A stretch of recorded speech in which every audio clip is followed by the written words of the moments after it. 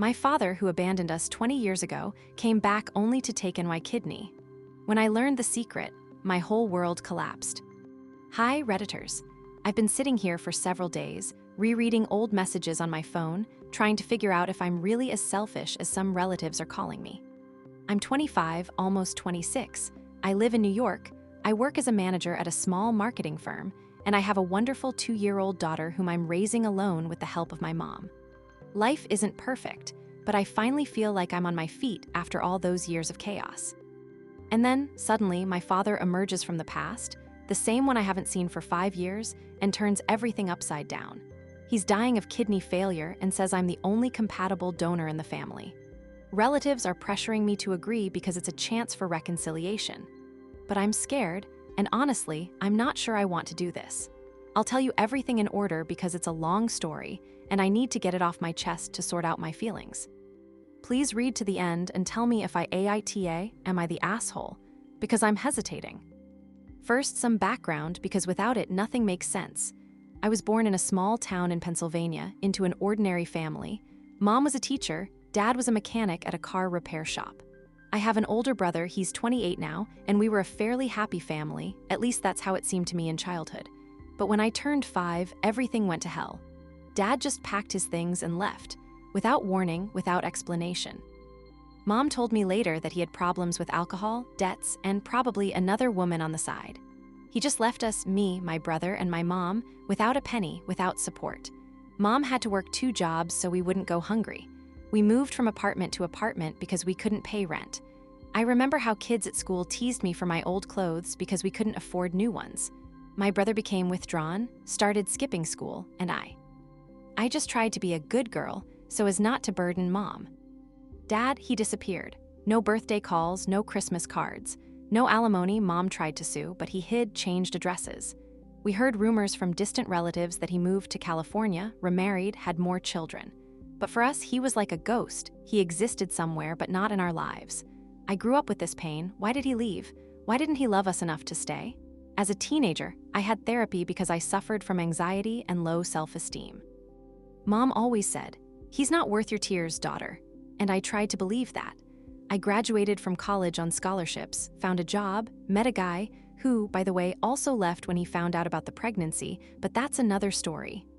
Now I have my little Emma, she's my everything. She laughs like a little bell, and I promised myself I would never let her feel that same pain of an abandoned childhood.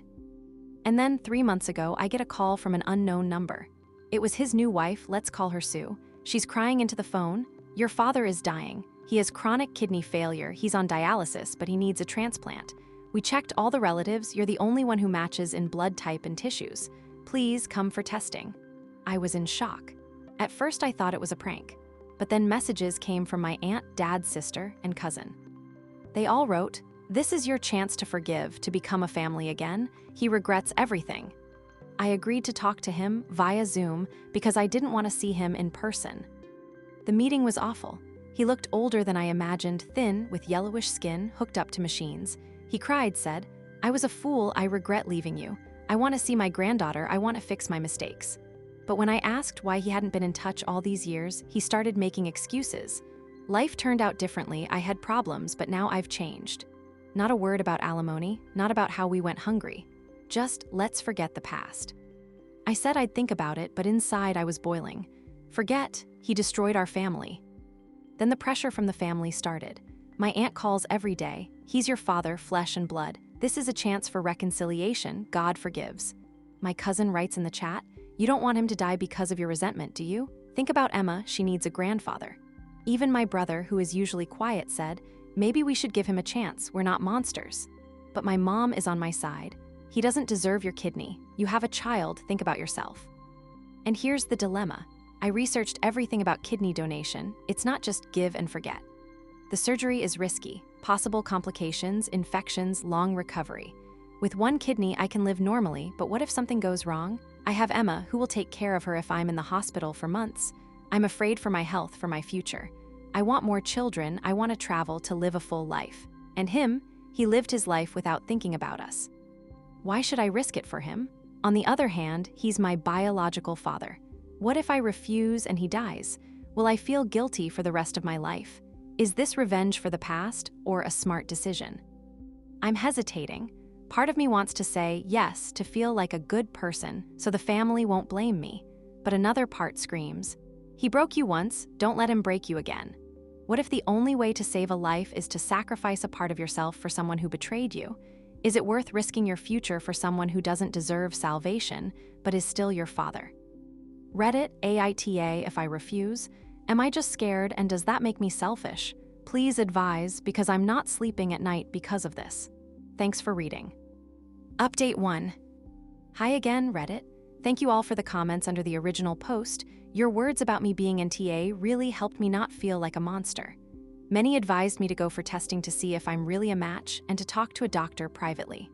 The last few days have been emotional hell. I decided to take the first step.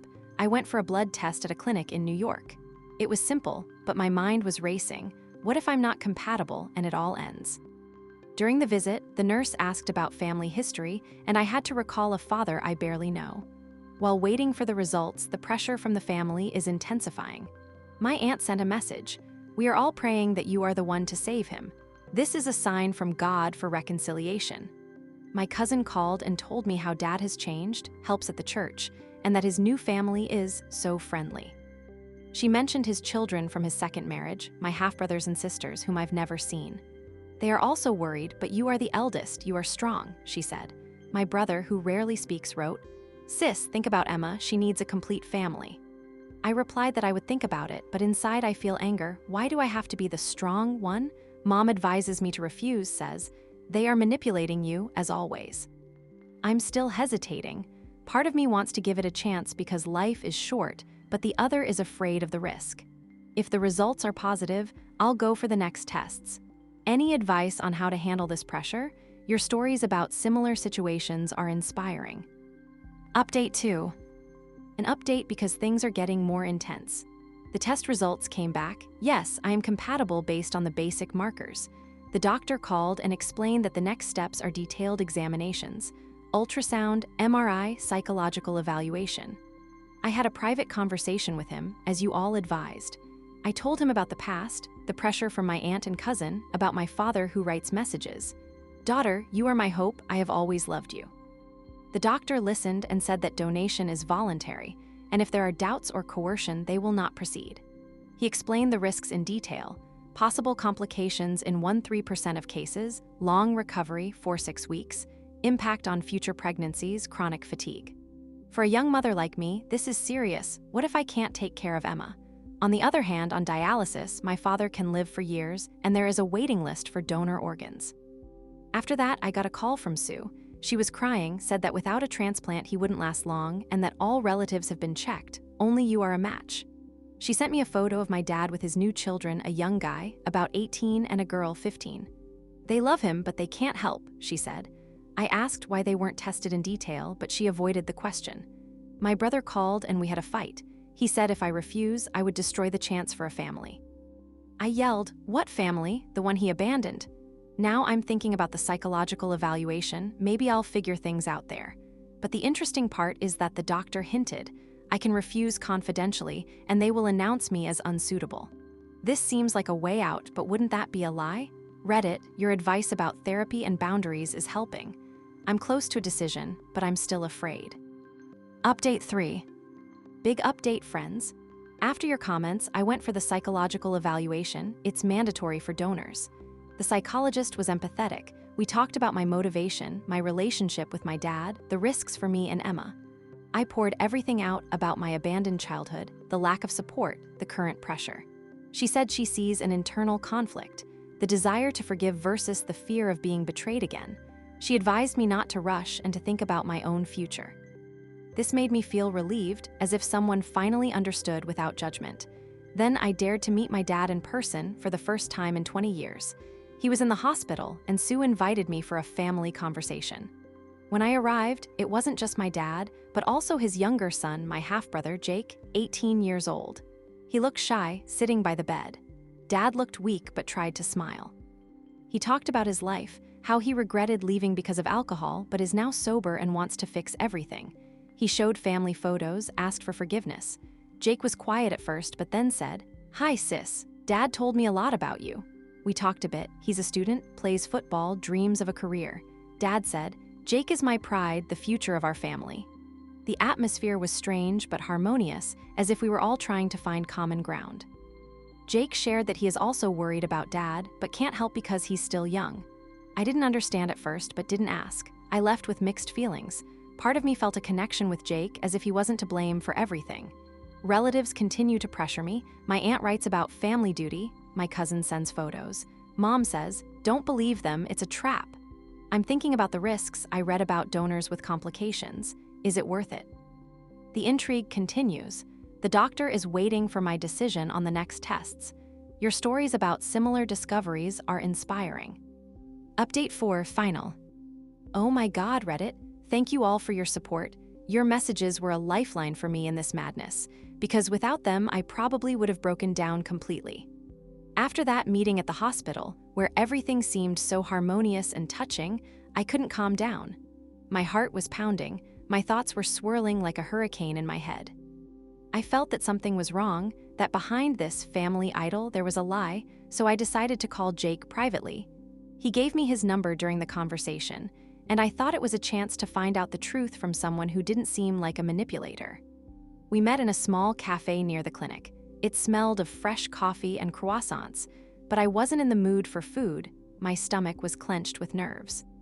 At first, the conversation was calm, almost harmonious. Jake talked about his life, how his dad became a hero to him after marrying Sue, how they went fishing together, celebrated birthdays, built a new family. He spoke with warmth in his voice, and for a moment I felt envy. Why didn't I have a childhood like that? I shared my side. About the nights Mom cried, about how we counted pennies for food, about my therapy for anxiety caused by his absence. Jake listened, looking down, and said, "I'm sorry, I didn't know all that. Dad rarely talked about you." But then I couldn't hold back and asked him directly about the donation. Why wasn't he, as a son, considered? Why does everyone insist I'm the only one? Jake got nervous, his face turned red. He stirred his coffee with a spoon as if trying to delay the moment. Finally, he confessed, looking into his cup. "I got tested. Early on, before they even approached you. I'm compatible too, by all markers, blood type, tissues, everything is perfect. But Dad and Sue said they didn't want to risk me. I'm young, I have a future, college, football, career dreams. They decided that you're older, you already have a child, and your health is less valuable to them, as if your life is already established and mine is still ahead." These words hit me like a lightning bolt. I felt my heart stop, then beat wildly, tears welled up in my eyes, my hands trembled. Less valuable? My health is less valuable because I'm a single mother, because I've already lived my life. They lied to my face, manipulated me, pressured me to risk everything, Emma, my future, my body, just because they considered me expendable material. I felt such anger, such betrayal, that I barely held back from crying right there. This was worse than my abandoned childhood. This was conscious disdain, as if I weren't a person but a spare part. Jake apologized, said he disagreed with them, that he tried to convince them, but didn't want to argue with his sick father. I thanked him for the truth. At least someone in this family had a conscience, and left, feeling the world spin. I couldn't take it and immediately called the doctor, my voice trembling with tears and rage. I said I was refusing, that I didn't want to continue this farce. He understood, didn't ask many questions, and promised to announce me as medically unsuitable without details so the family wouldn't pester me. And so it happened. Yesterday they called my Aunt Sue and my dad. The reaction was horrible. My aunt screamed into the phone, accused me of lying, of killing my father. Sue wrote messages, "How could you? We were counting on you." And my dad sent a final one, "You abandoned me like I once abandoned you, but you are worse." That was the final blow. I blocked everyone except Jake because he seems like a decent guy, not guilty of his parents' sins. We agreed to stay in touch, maybe become friends over time. My brother is silent, probably ashamed, and my mom is proud. "Daughter, you are strong, you protected yourself." Now I'm in therapy, trying to process this pain. This isn't revenge, it's self-defense. My health, my life is valuable, and no one, not even my father, has the right to decide otherwise. Thank you, Reddit, for keeping up with the intrigue with me until the end, and TA, as you all said. If anyone is in a similar situation, remember, the truth always comes out and you deserve protection. Don't let yourself be manipulated. What are your thoughts on this story? Did the author do the right thing? What would you have done in her shoes? Share your opinion in the comments. And if you enjoyed this video, hit the like button and subscribe to the channel so you don't miss new stories.